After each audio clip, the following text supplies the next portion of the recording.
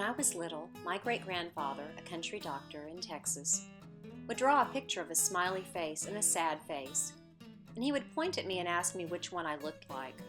I would always point to the smiley face. I loved my sweet great-grandfather, Anton LaPorte Thomas, whom we all called Papa. Papa became a doctor in 1905. His office was in downtown Ennis, Texas, near Dallas. He would serve as a doctor in Ellis County, Texas for 70 years. In the first decade of the 1900s, when Papa began his practice, Texas had only been a state for 60 years. Theodore Roosevelt was president.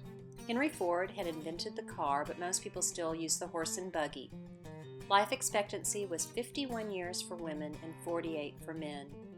The first movie theaters opened, showing the Great Train Robbery. Teachers made $492 a year, and women could not vote.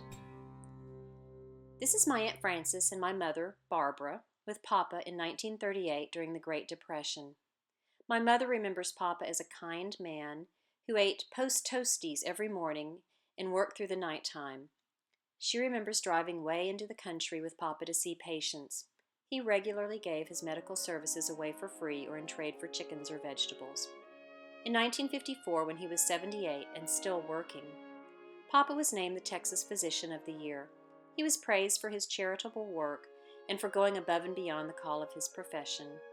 Articles that ran in newspapers all over Texas said that he will go any time of the day or night to the rich or poor, whether they pay or not. This is the only photo I have with Papa, my mother, and my great-grandmother. I can still remember sitting with him several years later, watching Apollo 11 land on the moon.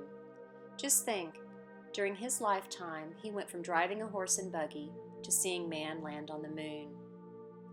Papa was so beloved that when he died in 1969, his death made the front page of the Ennis Daily News, and an article about him was published in the Houston Chronicle. I thought we knew everything about him. So, it was quite a surprise when on Thanksgiving Day in 2009, 40 years after Papa's death, my cousin Jimmy, whose father was a doctor and worked with Papa, said, one day Papa told us that he delivered Clyde Barrow, and he said that Mrs. Barrow was as mean as a snake and that he was never paid for any of those Barrow children. I was shocked. Clyde Barrow was the Clyde, as in Bonnie and Clyde, the notorious Texas outlaws. I had never heard this story, and I was a little surprised to hear my sweet Papa call someone as mean as a snake. I asked my cousin for proof, and he said, well, somewhere I have a photo of Dad and Papa in Dallas with Bonnie and Clyde's bullet-ridden car after they were killed. I guess you could find Clyde Barrow's birth certificate in the Waxahachie courthouse. After hearing my cousin's story, I thought, if Papa said it, it's probably true.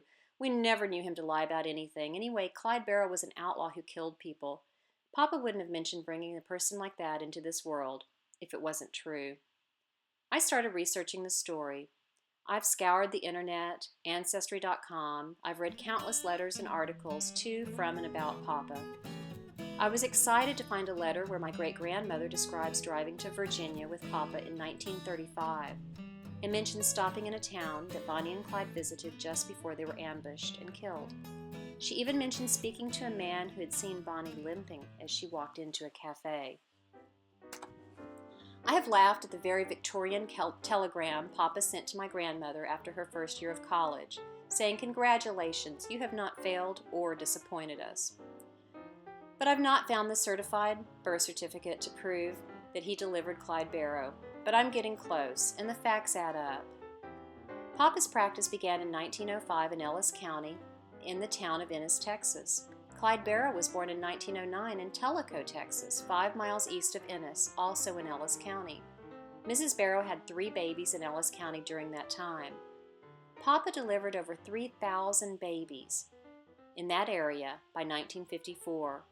However, I haven't found anything that documents that Clyde Barrow was one of those babies. But it doesn't really matter anymore, because I discovered my great-grandfather. I have read his letters and the articles about him. I have interviewed my mother and cousins, and I found out that while he was a really good man, he was human. He could call someone as mean as a snake, and he could complain about not getting paid. I keep Papa's clock in my study to remember him and to be aware of the passage of time. And while I can't ask Papa the real Clyde Barrow story, I can talk to my mother and other friends and family and discover their stories. If you have old photographs, cherished items, and cherished people in your life, take the time to document their stories. Through digital storytelling programs, you can leave their stories for your immediate and future family members. Don't let those people or those memories get away. Who do you need to talk to?